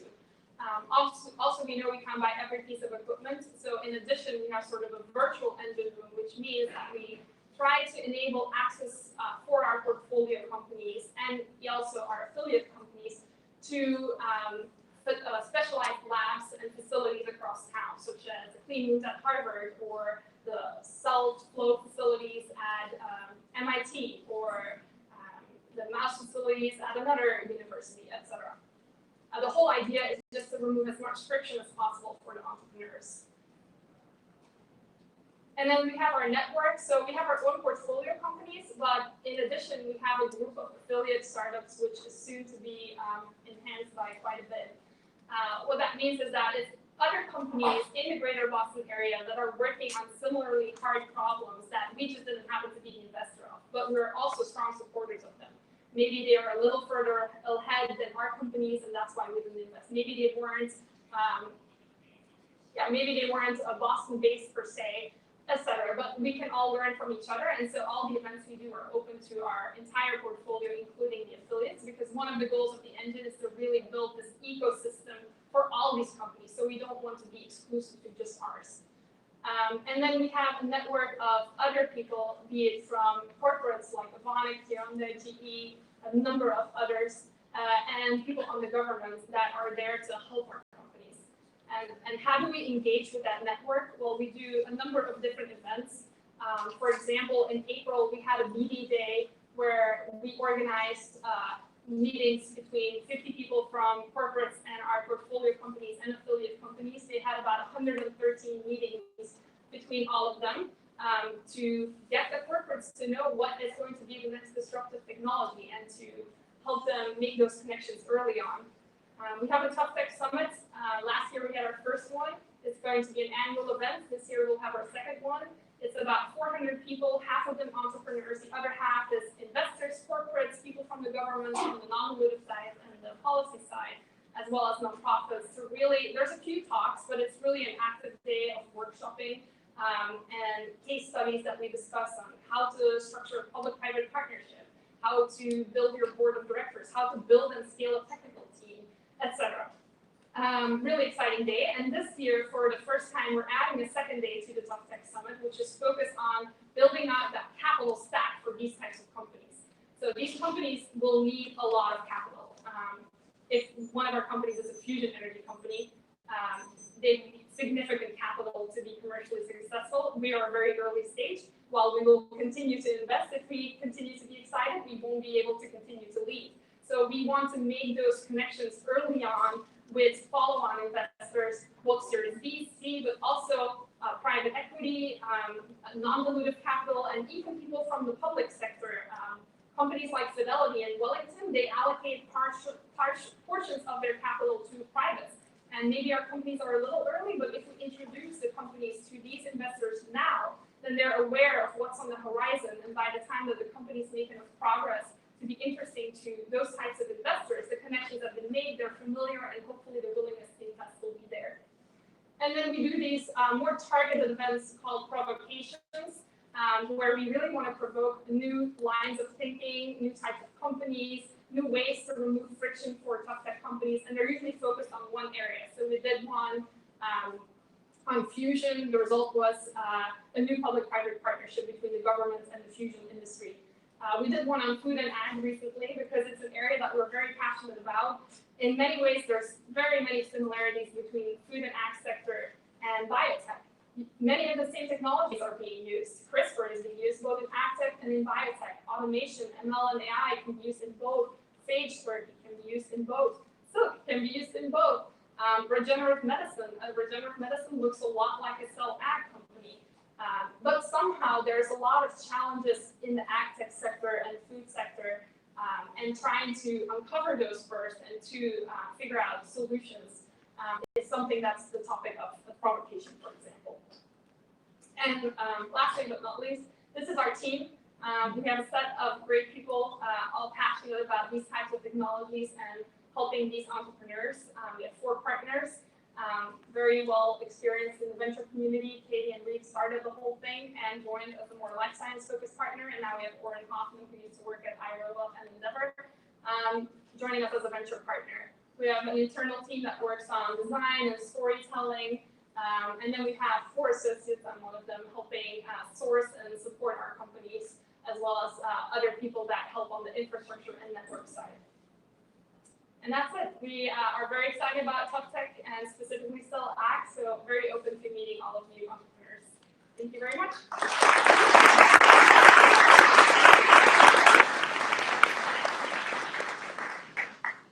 Okay, made it up here. All right. Thank you so much for that talk, Geraldine. Very excited to hear about the enthusiasm that you guys are bringing to investing in these new companies. That's a thing that I hear a lot of people in the crowd kind of talking about, is it's unclear, like, where do we get funding and who can we talk to? So it's really excellent that that you guys are working on that. So this is I'm going to start with some of these Slido questions. So one of the interesting ones is, how do you deal with IP? So does MIT own the IP developed by the companies at the engine? Yeah. So I should clarify that while MIT launched us, we are independent of MIT. So MIT felt it was very important that we build out this ecosystem, and that meant going beyond MIT. So they're a very close ally to us, but not all of our companies come out of MIT. They're also an investor in the funds, but they don't make any of the decisions. We have about half of our companies coming out of MIT, but also companies out of Harvard and Tufts, and looking at things out of the U and Northeastern, and even local industry. Regarding IP, usually the IP is owned where the research is being done, the initial IP at least. So a lot of our companies have some initial IP from the university that they did the research work on, that they will then move on to get like an exclusive option or license or carve out some piece that they need for the company. And then once the company is established, they often develop subsequent IP that is uniquely theirs. So the engine has no rights to that is uniquely owned by the company. Okay, that's very good to know. Thank you. This next question is interesting. It's asking about, like, what are the proof points you need to see in order to invest? And I guess this sort of follows the idea that this is a thing that I hear a lot of my friends in investing talk about, where not every idea makes a good product, not every product makes a good company, not every company makes a company that you might want to invest venture funding in, right? So not every company or every business does not need to be venture backed. So for the area of companies that are venture backed, I guess what are the proof points that you need to see to invest, and how do you get people to reframe maybe or work on their product in a way that makes it more likely that they'll get invested? First of all, this may be like talking against my own shop, but if you don't need venture money, you shouldn't get it, because it's expensive money. You basically give away part of your company in exchange for money. But what venture dollars allow you to do is scale quickly with a larger amount of capital. So these are typically companies that are in need of large amounts of money before they can get to a revenue. Those types of companies need venture dollars. And what we need to see is not necessarily a fleshed out business plan, because the types of companies that come to us, they have such a long timeline. The timeline for a fund is equivalently 18 years, that we just have to believe that at the end of it, there will be a huge market available, and when this company is successful, it will be a substantial business. That doesn't mean we need to see any numbers, so it's a bit of a qualitative game, but you have to believe that it will be a big market. we do want people to sort of have thought about the business and what kind of markets they can address. And apart from that, we just really want to see a really passionate founder team, really great technology, sound technology based on something really novel, and something that can make a really positive impact in the world. This one's not on the slide, but I'm curious that you've talked a lot about wanting to look for companies that have long-term impact and the things that you get really excited about. I'm wondering if you can talk about some specific examples of things in progress that you're very excited about right now, or that you have brought into the community of the engine recently in this area that you're really excited about personally. Absolutely. For example, we have a company that is making steel, but in a carbon neutral way, which is hugely impactful. If that can be done in an economical way, that will change emissions globally significantly. So that's very exciting, and it's really tough tech. We have a fusion energy company. When the MIT Plasma Fusion Science Center was faced with decreasing government funding because everything was going to this large project in France you may have heard of called ITER, they decided to go look for money in the private sector. And we are very excited that we were able to be part of that transition and support them. And they are so well on their way to hitting their milestones, actually ahead of schedule. And if we are able to support a company that can provide fusion energy, that is so impactful. A company that can store renewable energy on the grid.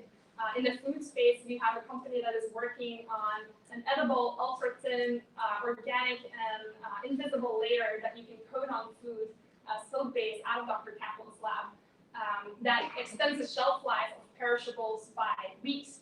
That can hugely impact the food supply chain, reduce waste. 1/3 of our food is wasted annually. So all these really impactful problems for the world we're very excited about supporting. That's really awesome.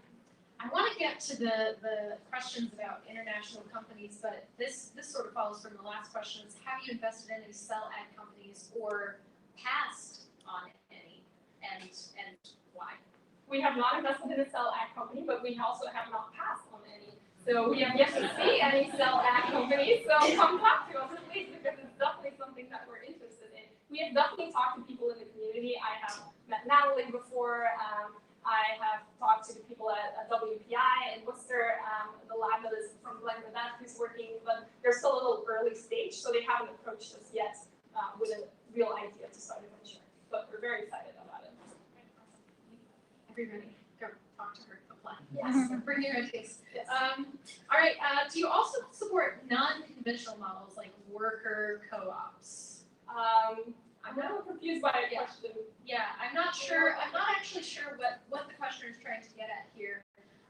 But I guess the idea is one of the things that I think about this is community labs, for instance, right? Like cooperatives of people that are working on things, not necessarily a company that's trying to centralize the technology, but funding for groups that are cooperatively working on new technologies. We haven't done that so far. We support individual companies, but they often work with other groups on developing their technology, be it through co-developments or strategic partnerships, but more traditional. Yeah. And then this is a good one, I think. Are international companies eligible to be affiliates in the Engine network? And how can a startup apply to be an affiliate? So that's a two-parter, but I'd say affiliates, I think so, yes. I'll specify that the reason that we are focused on Boston is a number of different things. One is we really want to build out this ecosystem for these types of companies, and we felt there wasn't really one. And starting in one spot where you can aggregate a community is just the easiest way to get. And secondly, we're blessed with a number of fantastic universities around it, including but not limited to Harvard, BU, MIT, Tufts, Northeastern, etc. So we have no shortage of great companies coming to us looking for support. And thirdly is that because we offer more than just dollars, we also have the infrastructure and the network and the monthly master classes and the weekly check-ins with the companies. It's just easier to take advantage of those things if you are closer to us. There is nowhere legally written in our bylaws that we cannot invest outside of Boston. So maybe one day we will, but so far we have only invested in Boston. On the affiliate side, it's a bit of an ad hoc decision whether or not a company becomes an affiliate. We don't have a formal process, but just approach us and come talk to us. And if we feel that you would be additive to our ecosystem and therefore also be able to come to some of the events that we throw, that would be a way to go about becoming an affiliate company. I should probably talk into the microphone. What role do you envision public-private partnerships will play in cellular agriculture? That's a tough one. That is. Really Do you have tough. any opinions on that? I mean, it'd be really interesting to hear from the investment side what you think about that. I mean, we are very excited about bringing in the government into these tough tech companies because they need all the support they can get. And if they can get additional support from the government, be it in the development of these technologies, through targeted grants, through partnerships, or through shaping of policy, that is very helpful. So that is why we definitely try to engage with the government on a regular basis, invite them to all of our events. And if we can alert them that it is really important to give more funding to these types of companies that are working on such important problems, then maybe that can help shape their policy and their non-dilutive grants that they write out. So we are very supportive and hope they will do the same for CellAg. I think we have time for one more. And I'm seeing a couple about ranges and levels of funding. So people are interested to know, do you make later investments or for later investments, do you have other investment groups or accelerators or funders that you work with to raise past the seed stage? So we're a seed and Series A stage company. We do have reserves, like most venture funds, to continue to follow on, usually pro rata. So usually that means if you have 20% of the company, you want to invest 20% in the next round. So that's something that a lot of venture funds do. That means we can keep following on forever, keep leading forever. So that's what I was alluding to earlier, that we want to make those connections to those other investors. We had a group of 20 Fidelity and Wellington and other investors come to the engine and meet our teams early on, such that they are aware of what's on the horizon. We have added the second day called the Capital Stack Invest Day to our Tough Tech Summit, where we bring together investors from the non-dilutive, impact investors, later stage venture investors, and public investors all together, so we can help. And about the range and level of funding we provide, it really depends on the needs of the company. I'd say the rounds have varied between $500,000 to the Fusion Company's round was $115 million. So there's a massive range, but I'd say our sweet spot is probably like a couple $1 million that we would contribute to a round. Yeah, in that ballpark. Awesome, Geraldine, thank you so much. Thank you.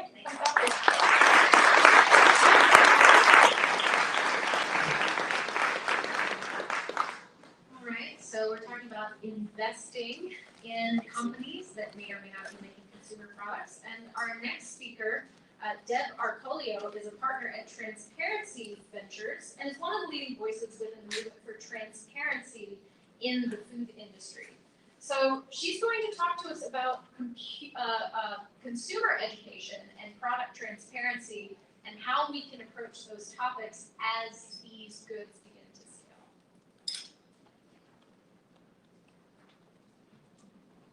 scale.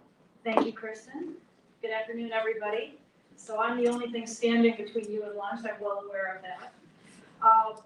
For the last 15 years or so, I've worked for large publicly traded food companies, Campbell Soup and most recently Hershey, in product development and innovation roles, and for the last 5 in transparency. And to my knowledge, I'm probably one of only 2 people in corporate America that had a transparency title, which I thought was pretty unique. So I'm going to share with you a little bit of my experience working in big food and what we've learned in that environment about trust and transparency. And then I'll pivot a little bit to what I think this means for the emerging field of cellular agriculture, but really it applies to any new tech in food that needs consumer education and understanding. So you probably already know this, but big food, and to a lesser extent big ag, has a real trust problem with the American public. And I've even seen research that says big food companies are on par with tobacco companies in terms of how they're viewed by the public. And all of the colleagues that I've met over the years working in big food companies find this very harmful and hurtful because we're good people and we are very proud of the work that we do and proud of the food that we produce. But you can see from these statistics from the Center for Food Integrity that 57% of people believe that large food companies put their own interests ahead of that of consumers. And while it's better for smaller food companies and startups, it's still not a very rosy picture. And for large agriculture, kind of factory farming, again, the statistics are a little bit better than big food, but still, not as positive as the industry would like to see. From another study, people were asked, how much do you trust food companies, the food industry, to do the right thing? And it was just over half.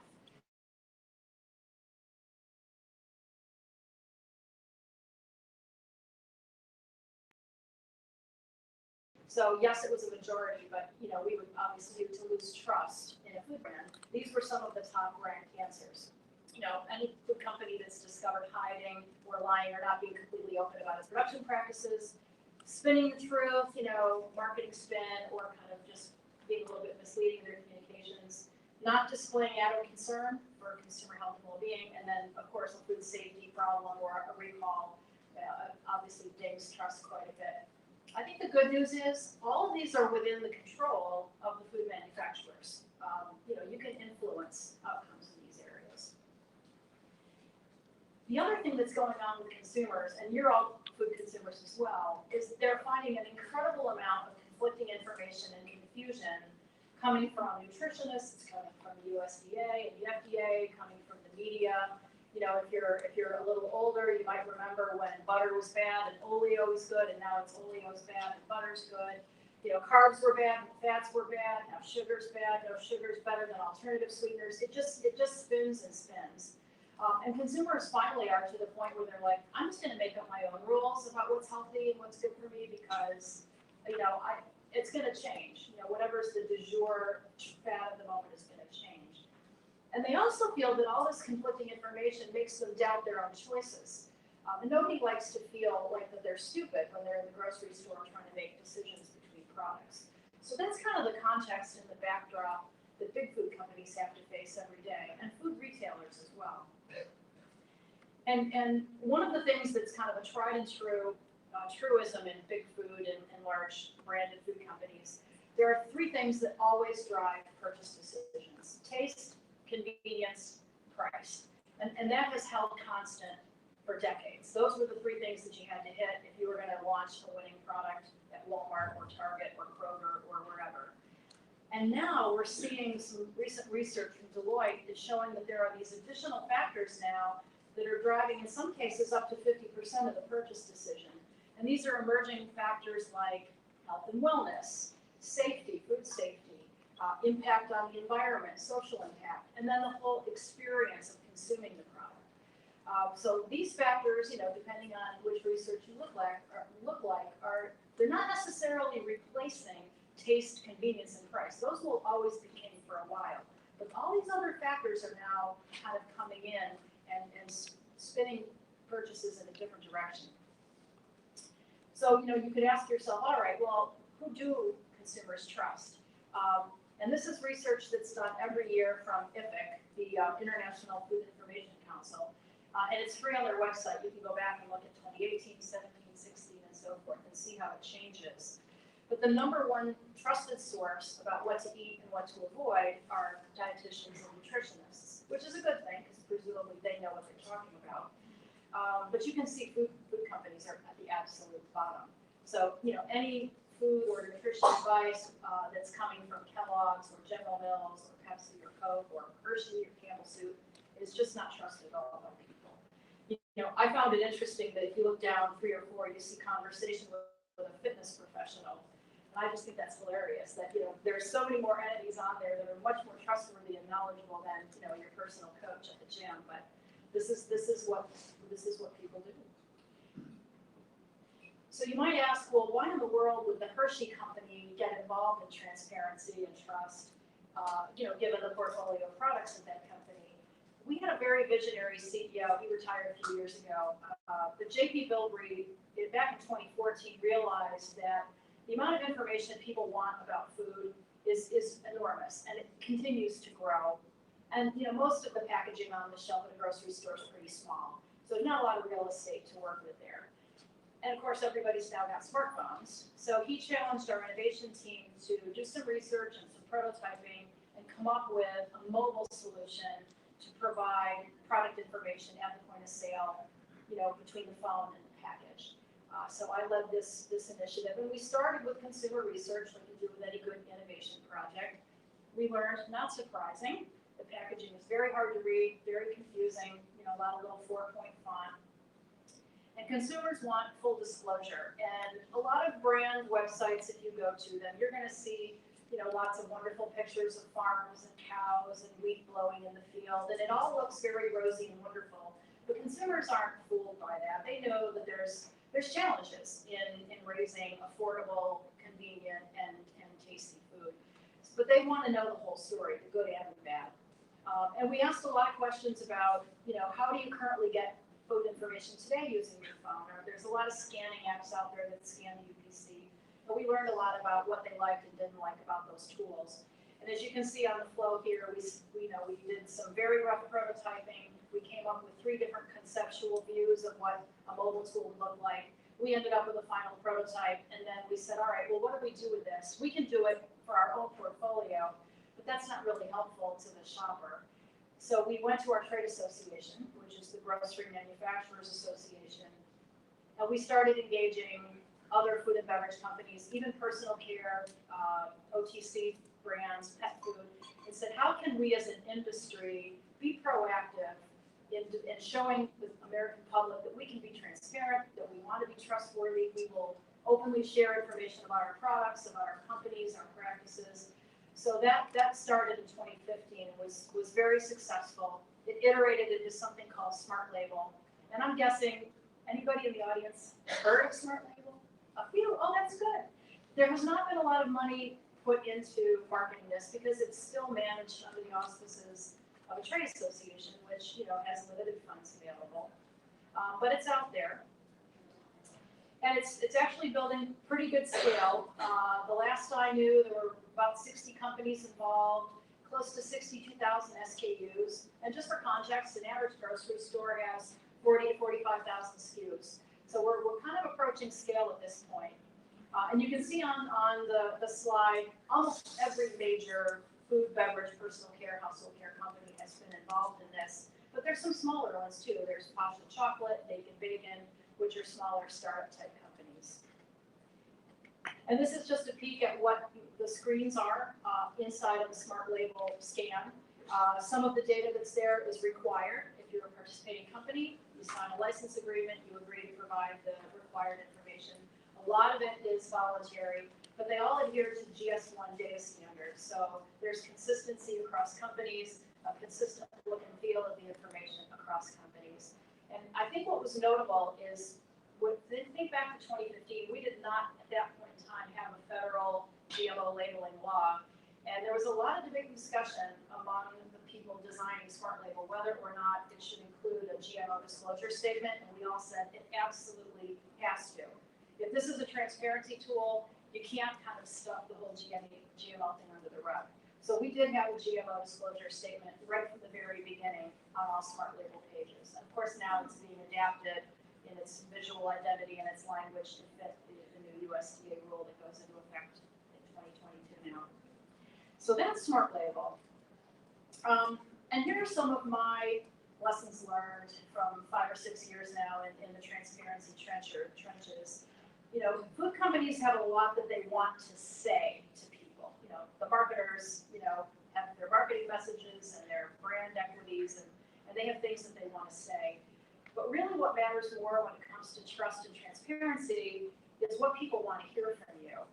And sometimes brand marketing and transparency are at odds, and I was victim to that tension for quite a while.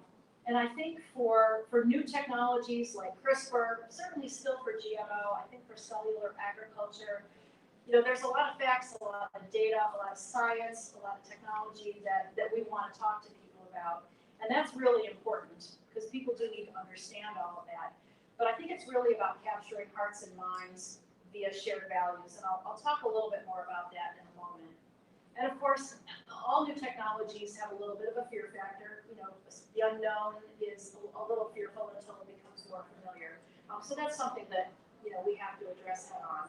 You know, as large food companies, the whole GMO debate and debacle was our kind of learning ground for that. Another big lesson is, I call it the good, the bad, and the ugly. Consumers want to hear all of it. And again, they don't trust companies that just put out too polished of an image. I think it's important that all food companies say, hey, you know, this is what we're committed to doing. Here's where we're being successful, and where we're really proud of our progress. Here's where we're not doing so well, and this is our roadmap and our plan and our timing to get better. And consumers, we heard in research, really want to be treated like adults. You know, just tell us the truth. Tell us what you're doing well at. Tell us what you're not doing well at. Give us the whole story. Third, nature of core is a vacuum. So if there's a absence of information, that in and of itself actually is information, and people will make up a story for why the information isn't there. We actually use this to encourage more companies to get involved with Smart Label. We said, look, if there's cookie brand A and cookie brand B on the shelf, you know, Oreo and Hydrox, pretty much the same thing, right? One company has Smart Label and one doesn't. Well, the consumer is probably going to assume, rightly or wrongly, that company A cares more about them, is more committed to transparency, wants to communicate more. It could be that company B just doesn't have the technology or the data architecture set up yet to be part of Smart Label. But consumers will draw a conclusion about why company B is not being as open.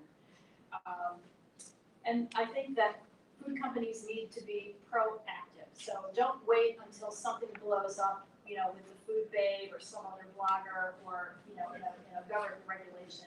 Get out ahead of the questions and the concerns that you know the public's going to have. Share that, or at least make it available to those that are motivated to go learn, and so forth. And then last, and I think this is good news for this industry, people are really hungry for information about where their food comes from. They want to know, you know, how ingredients were grown, impact on the soil and climate and pollinators. They want to know more about farmers and farming. You know, most people haven't set foot in a barn or a farm probably in their entire lives. Most people have not set foot inside of a modern manufacturing facility, which kind of looks, you know, big and scary and you know, industrial out of stainless steel. But I think when they understand, well, this is why it looks the way it looks, this is why we do things the way we do, and it's all driven by safety and quality and those important concerns, people go, okay, I got it, you know, and they find it really engaging and really entertaining. One of the things that we started doing when I was at Hershey is every year, every 2 years, depending on funding, we would do another ingredient video. And so we have, you know, cocoa, milk, sugar, almonds, peanuts, those 5 things make up 80% of the products. So we would do hero videos about those ingredients. And they were partly educational, partly entertainment. But the hero of the video wasn't us or Reese's peanut butter cups. It was the peanut farmer in Colquitt, Georgia, and how proud he was that his adult sons wanted to come back home after college and take over the family peanut business and continue it. And I think videos, imagery, those are very powerful storytelling tools for food. And I encourage, you know, all of us collectively to think about over the next 5, 10, 15, 20 years.